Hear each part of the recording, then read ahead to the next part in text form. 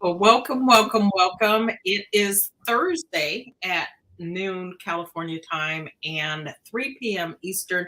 That means it's time for the State of Leadership, Simple and Beyond. That's Robert Hilliard. I am Whitney Wiley, and we are here to talk with you about the interesting things that we're finding happening in leadership. So, today we're going to be talking about connection, your employees' connection, and what that means for retention and keeping your talent pool happy and with you rather than somewhere else. We've been talking throughout this year about the great resignation, the great reshuffle, the great evaluation, the great rethink, the great whatever you want to call it, the great re something or other, and what that means, why it's happening. And so the real answer is nobody really knows, right? There are lots of different things. And I think that's one of the things that we'll touch on today, the importance of getting the information from your people, understanding what it is they want and what it is they need before they walk out the door, right? Finding out what's going on with them and how you can create that workplace, that work environment, the culture that will have them being happy, productive, and wanting to stay with you. So, Robert. I think it's very interesting that you said that, you know, people have different reasons why this is happening. And when I was reading the article that we're basically using to have this talk about, I said, these are all great ideas. He said, but every article we've read has great ideas. So I really wonder if, there's some kind of meta study, to really take a look at, real research as to why the great, whatever you want to call it, is going on. So I thought the article was very informative. I agree with everything the person said. This person's name was Marcel Schwantz. I think it was Inc. magazine. I think was the article was from Inc. magazine. And I agree with everything the person said. Regardless of whether or not it's people are leaving organizations because they don't feel connected, that certainly is a factor. I don't know if it's the main factor. And I think that, people are looking at this through many different lenses. And as you know, and I'm sure many people know out there, your lens is how you see everything that happens to you. So if you're looking at it from the connection, you're going to see every reason why. So I'm just curious to really know who has done real scientific research on this. Maybe they're waiting for us to do it. Maybe they are. That was not my favorite course in school, in grad school. Was not that research class and doing the quantitative and qualitative analysis. So, I mean, I'll help you. I know you're a geek like that. Well, I'll help you, but why do you think I like it when other people do research? Because they've done all the hard work, and we can just take it and put it together. But yeah, I mean, I'm just really curious about that because if this is the lens, then it's very easy to look at everything from that lens and say, okay, it's connection, and certainly it is a part of it. How big a part, I do not know, and I'm not going to venture to say. I do know. And the other part that's really interesting is that it doesn't matter what the reason has been. The answers are pretty much the same, right? You need to talk with your people. You need to find out what's going on with them, what you are doing or not doing.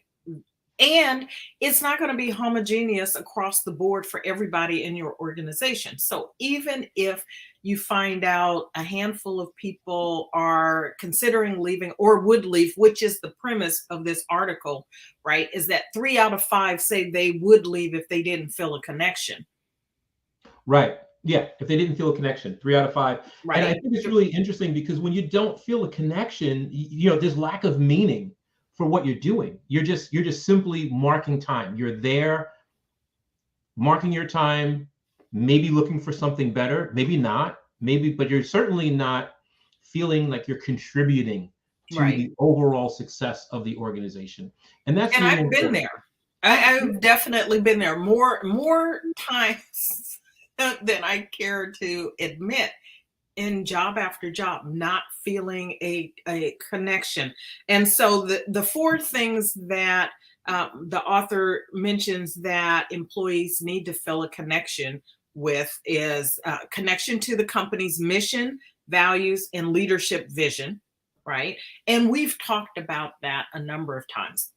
If you don't have those things in place, and most organizations will have a vision, a mission statement, a value statement, there's a vision statement, but that doesn't mean that the particular leader that you are working for, reporting to, has a vision of their leadership, right? And if there isn't that, then it's just one of those opportunities for people to be out of alignment with who they're working for. So if that's you and you get to set the leadership vision, if you don't have one, it's vitally important that you get one.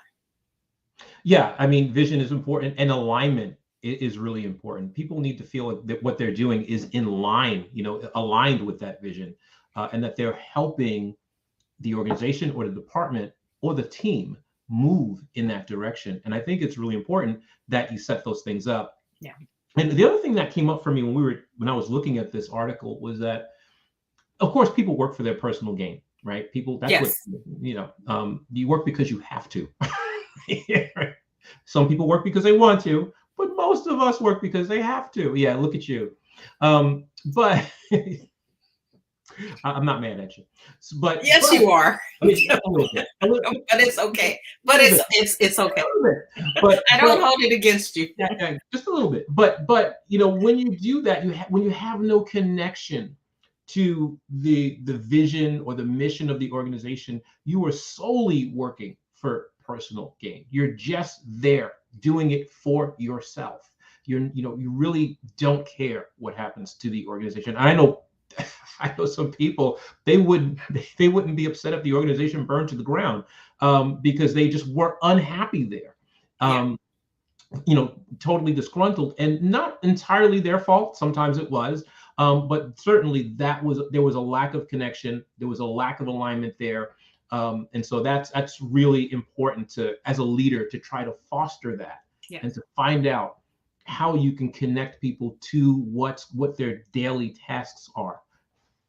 And the other part of that is starting there, right? When you're hiring, making doing a test. I don't want to call it a test, but making sure that when you are hiring people, that you are clearly communicating the values, the mission, the vision of the organization, of your department or unit or team or whatever it is, and making sure that the people that you are looking to hire are in alignment with that, and that it aligns with their personal aspirations, which is another connection, right? Is that your people need to be connected to their personal aspirations, and somehow those personal aspirations, their need to grow and learn and develop in ways that matters to them,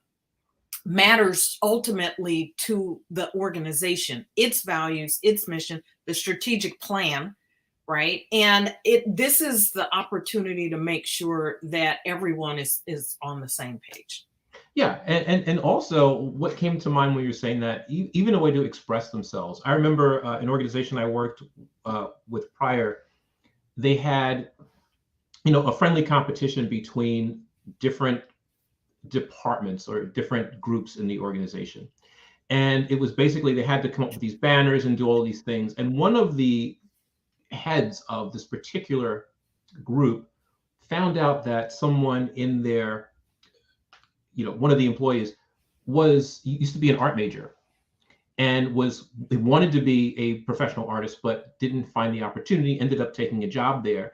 And they approached that person and said, hey, we're having this, this competition, this company-wide competition. How would you like to design our posters for this? And it just totally changed that person's perspective. They were sitting there just doing this job that they didn't like, but they got an opportunity to use their skill and their talent for that job. And it changed how that person saw not only their job, but the entire company, because their boss is like, listen, I know you have the skill. And they found out through another employee who had just said, why don't you give this person a chance to do this? And the person in charge is like, that's a great idea. And so things like that help people feel connected. That person had a passion for art, and they were able to show that passion and utilize that in their daily job. And that was so important. And it's a brilliant move by that leader. And, I have a similar story to that when I was in my last role and in a phase, call it a phase, when I was not happy, not feeling particularly connected to what was happening in the organization and my particular boss's vision of leadership. We went through a reorg. I got a new boss, and in having conversations with her about what I was feeling, what I was going through, ultimately my plan to leave, because I felt like I could tell her. One of the things that came out of that was me offering up my desire to do some organizational development, which was not a part of my job, right? That was not what they hired me for.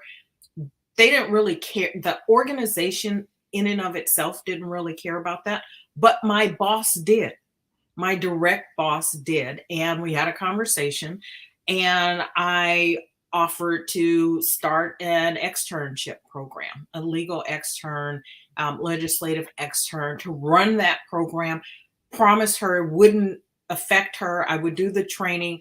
And part of it was I was already thinking ahead, right? I was thinking, what am I going to do when I leave here? So as long as I'm here, what can I do that will be a benefit for this organization that moves me forward towards my own personal goals and aspirations? So if you are in a position to work with your employees, to give them that opportunity, as Robert laid out, it could be something as simple as, a passion for art or cooking. We had a woman that worked in the same place who was into baking, right? And every opportunity we had for a party or something, she was the person, the go-to person to hire for baking things, right? That was something that she did. She did it on, had a business on the side. And so it was something that benefited both. She got to feel like she was contributing. She was connected to her passion. The organization supported that in a way that mattered to the organization, right? So you can get creative and look for those opportunities to allow people to express themselves, to develop themselves in a way that matters to them, that also is of value to the organization. And if you're on the other side, if you are the employee, have a conversation with someone in your boss, someone in HR, to see whoever's in charge of training and talent development, to see where you can start looking for opportunities that are in alignment with what the organization is about and what you're about, and see how you can get those things connected. Well, that's how people can do it on their own, right? So yes. I think the flip side of that, and this is a great segue, is that leader found out, the one that I was mentioning, found out through that person's coworker. But as a leader, how do you find out? And there's a lot of ways to do it. And the article mentions, you can do surveys. And I threw some of my own things in there. You can do one-on-one meetings with people. When you have those, find out how they would like to feel connected to the job, what they're passionate about.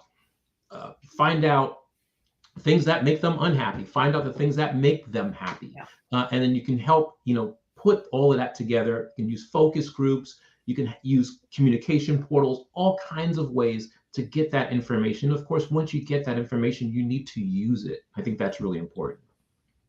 Absolutely. Which I think it segues to this point about having a connection with your coworkers and your managers, right? Or as the manager with your peers, and those that are directly reporting to you. That does not mean you have to go on vacations together, right? That's not the connection, but you well, some people do. Oh yeah, Not my thing. yeah, I have some horror stories about managers going on vacations with their subordinates. It just doesn't work out well. Um, Oh. yeah. Yeah, that's not what I'm talking about. I'm just saying that there are opportunities to bond, to build Absolutely. There's relationship. tons, yeah. It could be over a cup of coffee. It could stay in the workplace, but you need to have some sort of understanding of each other. You don't have to be besties, and you don't necessarily have to really like them, but you do need to connect with them and have some sort of bond. And when you do that, when you have an authentic relationship, it does help you feel more a part of what's going on. Now, the big challenge for a lot of organizations continuing is working virtual.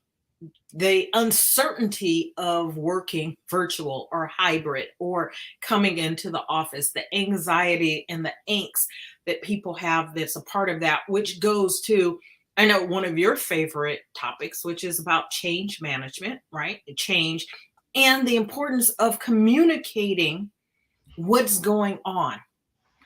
And a lot, I think, of the angst that is happening is because one, people don't really know, right? We're still sort of in the a space of this is new and we're figuring it out. But even in the midst of figuring it out, communication has to be of the highest priority in terms of helping your people feel some sense of not only connection, but security. People want to know what's going on, and people feel slighted when they find out, well, two things: when they find out information from unofficial sources that could have easily been told to them. People feel slighted. The other thing is when you don't share information with, well, when you share information with only a few people, the opportunity for that message to get skewed is higher, and you want to make sure that you're communicating in a clear, concise manner, and you're getting the information that you want to get across to your Yeah. people, and give yourself an opportunity to get feedback so that you can see if people understood exactly what you were saying when you delivered that message. I think that's really important. A lot of managers and leaders forget that crucial step. It's like, I'm going to say this thing. Well, how do you know that the message is getting across? When we're talking about connection here, my definition of connection may be different than your definition of connection. Maybe my definition of connection is we're going to go out after work, and meet at a pub and sit down and get to know each other. Maybe that's my definition of connection. Maybe Mine yours. is going on vacation with you. Yeah, exactly. Yours could be going on vacation. Well, we can do that. No, We're partners. Neither one of us are subordinates. Yeah, but it was really funny. I'm going to segue for a minute. When that happened at that organization, I got called in because it was an issue.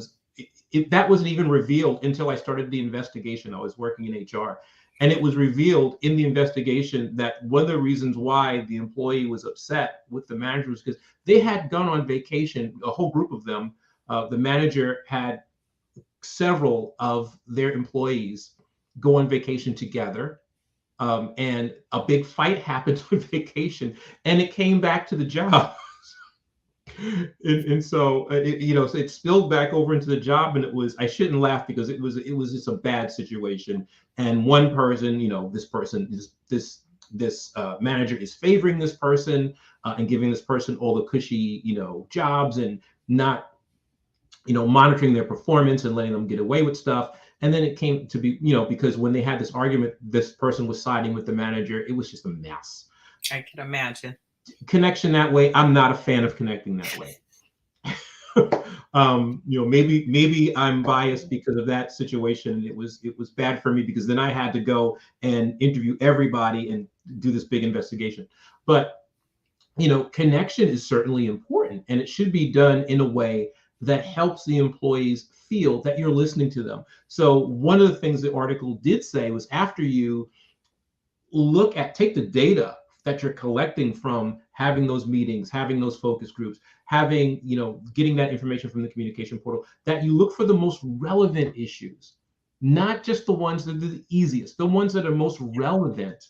And you look at those, and maybe you want to rank them. Maybe, you have 50% of the issue is this, or 70% of the issue, according to employees, is this. You look at those, and then these are the suggestions of the employees. Then you attempt, if you can, to put together a program or a system that allows you to connect with your employees based on your employees' suggestions.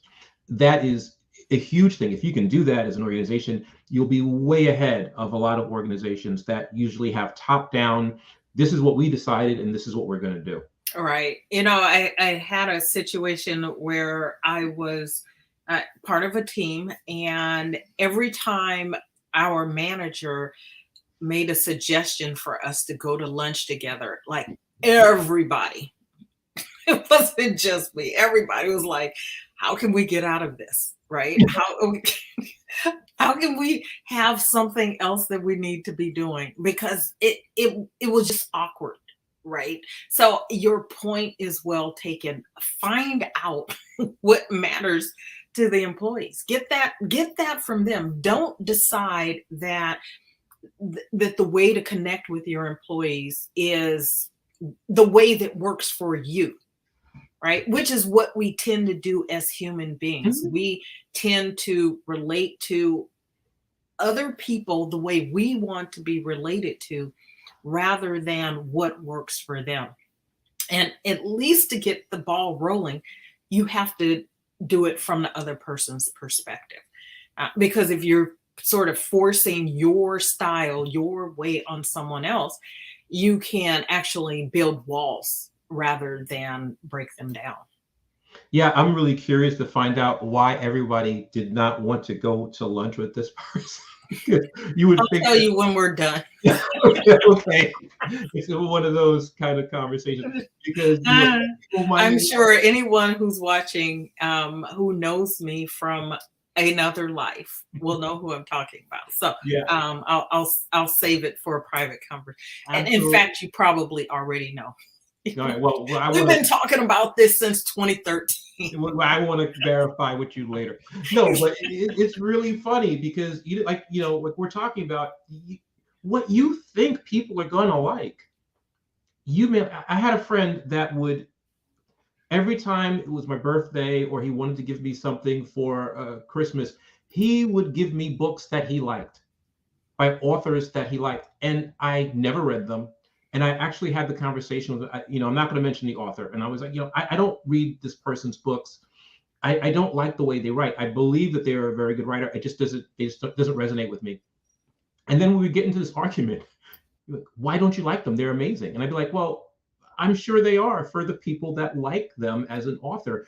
It's not my cup of tea. I don't like this person's style. But and then the answer from that person was, just read it. You're going to like it. It's like, I have read their stuff. I don't like it. I really appreciate the fact that you're giving me this gift, yeah, but it's something that you like. And so it's I find that a lot of people do that. I'm going to take, even if everybody decides that they're going to, they want to go to lunch, the next question should be, now where do you all want to go to lunch? Not, there's a great place that I go every single week, and I want to do all there. They may hate that place. They may, or maybe they haven't, or you could ask them, hey, would you like to try it? But certainly don't force people to do something just because you like it or you prefer it. And it's funny you say that because every time I couldn't get out of it, we couldn't get out of it. I, in particular, couldn't get out of it. We ended up at the same place because it was this person's like favorite place to go. I was like, And I I don't don't. even like that. I don't like you. I don't like this place. So But it's grounded. but you show up and you do your part, and and then one day you put in your notice and you move on because you've reevaluated, Right. you've reshuffled. Absolutely. And part of connection, I was just thinking about our relationship and how we connect. And part of connecting is also communication style, right? Yeah, Because we have different communication style, I believe. And I think that when I communicate to you with you, I try to cater my message to how you would receive it. And I think you do that the same here. I like the dot bullet points. And I've learned over the years to be less verbose and really give people the concise things. So it's a lot that goes into connection and how you connect with people, and yeah, looking at how you should communicate with them and interact with them. absolutely. And just one last thing on this point, and then we can move on. You know, again, going back to getting information, feedback, not being afraid of what you hear, which I think drives a lot of the behavior or the choice not to solicit the information because we don't want to know, right? We don't want to know that we're doing it wrong. We don't want to know that they don't like us or that they're thinking of leaving or any of the things that we're fearful of in our head, and the very thing you're afraid of is happening anyway, so you might as well get the information so that you can take the appropriate action once you have it. Just remember, it's just feedback. It's not resistance. It's not, you know, people, even if they don't like you, right? It's not that. But take that information, you see it as feedback, and then use it, leverage it to your advantage. I think that is so important. And two things. All data is good, right? It gives you information. That's one thing. The other thing is the best way to get over the fear of something is to go toward it, to embrace it. No one's going to be physically harmed by negative feedback. At least I don't. I'm being serious. I never heard anybody being physically harmed. I'm sure there are people out there that got some negative feedback and it was devastating to them and they never recovered emotionally.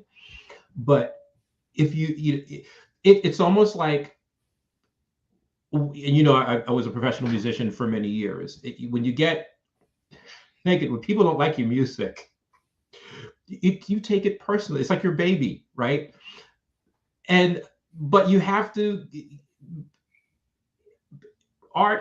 your art may not be everybody's cup of tea, and there are some. I like to read a lot of articles that creators put out there and how they deal with criticism, and some of them are like, I don't really read it, right? And that's certainly, if you're an author, not everybody's going to like your book, and people can Right. be astonishingly cruel when they write a review. So that makes sense. I would that makes sense. You would move away from that if people are just looking to hammer you because they're maybe a frustrated writer. They never got an opportunity to have the type of success that you're having. Certainly, they have an axe to grind, and they're going to come at you. I understand that. But when you're in a position where negative feedback can benefit you, that's the time to learn to embrace it. If you're coming up as a writer, haven't published your best-selling book, or you're a manager and you're just starting out, that's the time to learn to embrace. Or even if you're a seasoned manager or seasoned leader, that's the time to learn to embrace some negative feedback, because you're going to Yeah. get it anyway. You're going to get it anyway. Learn to deal with it, accept it, use it for what you can, and If it's relevant, certainly use it. If it's mean-spirited and people are just, hurling grenades at you, learn to brush it off. And I Right. think that's a skill that a lot of people could benefit, cultivating, being Right. able to absorb negative feedback and take it when it's helpful, and be able to disregard things that are not. I know Yeah, some leaders that absolutely. are terrified of negative, so much so that their only response to negative feedback is to get angry. It's not helpful. Right. And I'm going to say, that leads to a discussion about emotional intelligence, which we should make sure we have here at some point. Gonna make a note. Right. But your willingness to manage your emotions around this, right? Having some sense of self awareness so that you know that those things that people are saying, the one that it's true. If it's true, because you have self awareness around it, then you know that you need to be doing something about it. If you have no self awareness around it, then that's an opportunity to get some, right? And then do with that feedback what you need to do with it. So, getting upset about it doesn't serve anyone. And so, It doesn't serve anyone, and it doesn't win you any fans either. no, Many of us have had the friend that cannot take any kind of constructive criticism, and those friendships usually have some kind of time limit before they spoil. You tell that person something, or they do something, or they have a habit, and you try to bring it to that person's attention, and it's always somebody else's fault. yeah, It's never, we don't like it in our personal lives. We loathe it. We have to work in that environment, or we work with somebody that's like that, especially if it's our boss. yeah. And then the fourth way of being connected is connected through their work, right? So make sure that your people feel connected through their work, and that's that the work that they're doing actually matters and has a positive impact for the company.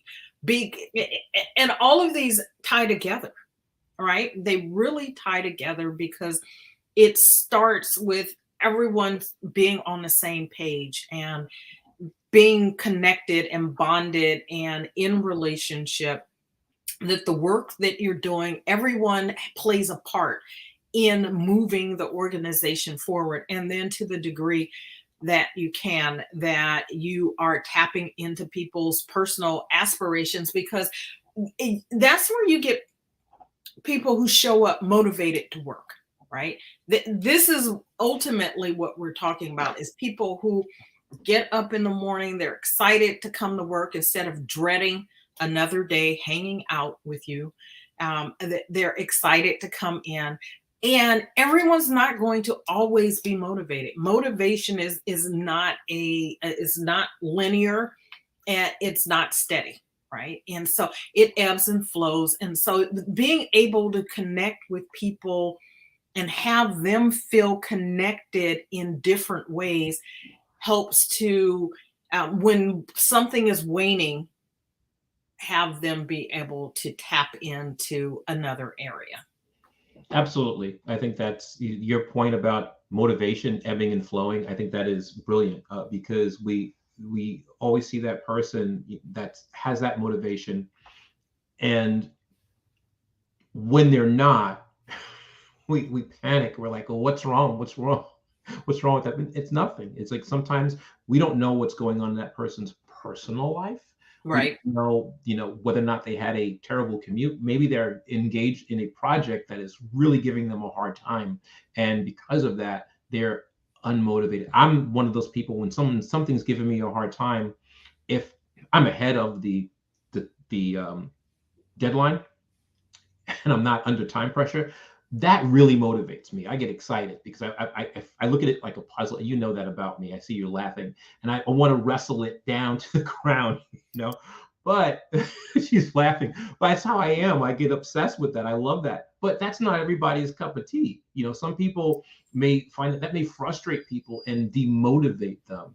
And that becomes another way of looking and connecting. If you know your employees' work styles and you have a project and it may be arduous or challenging, give it to somebody who likes that kind of thing. If they're a super nerd like me, doesn't mind doing a lot of research and digging in, give it to them. If you know it's going to frustrate them, if you have an employee that they like things orderly, and it may have a lot of moving parts, but they're orderly, they can just knock it out, then give them the project. There are different ways to connect with people. Absolutely. And this is why being in leadership is a challenge, right? While we say it's a simple, right? Simple. It is a simple thing. It's not necessarily easy. And it does require of you time and effort and energy that, if you're not willing to put that out, will create some of the angst and the conflict that happens. But when you take the time to ask what's needed, what your people need, recognizing that however many people are on your team, you may get different answers, right? Your team, each person on your team may need something different. And you have to figure out how you're going to navigate that. Are you going to cater to the lowest common denominator? Are you going to engage with them, connect with them as individuals so that you can bring out the best in them so that they give the best to your team and the organization? And those are decisions that you have to make. So any closing thoughts here? I want to close by saying you pretty much said it, so I want to piggyback off of it. It's simple, but it's not easy. And I think the steps to get there are laid out, and we lay them out every week. But the part that's not easy is going against your default tendency. You may want to do something that is opposite of what you should do, and fighting that and having enough faith to know that you can go into something that is a little uncomfortable. That is really the key to growing as a leader. You got to push your comfort zone, know what your default tendencies are, and not give into them right away. I agree. So with that, we are going to wrap up for today. We want to thank you for joining us. We are here every Thursday, except the Thursdays we're not here, at noon Pacific. Even when we're not here, we're here. But even when we're not here, we're here. We're providing you an encore.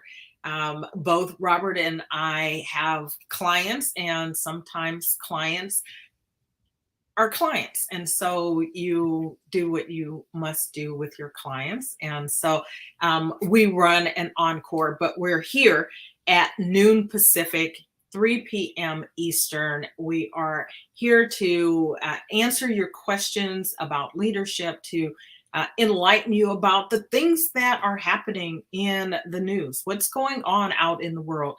It's very easy, right, when you are doing the work every single day, your work, managing people, not to have an opportunity to really tap into what's happening out in the world of leadership. And so that's what we're here for, to help you understand some of the issues that are going on out there. So if there is a topic that you would like for us to cover, please drop us a line. We would love to include that in a future episode. And if you could use some help, either with coaching or some organizational consulting, please also reach out, both Robert and I, to either of us or both of us. And we would love to talk to you about how we could be of service to you and your organization. So with that, again, thank you for joining us for the State of Leadership, Simple and Beyond. And we will see you next time. Take care.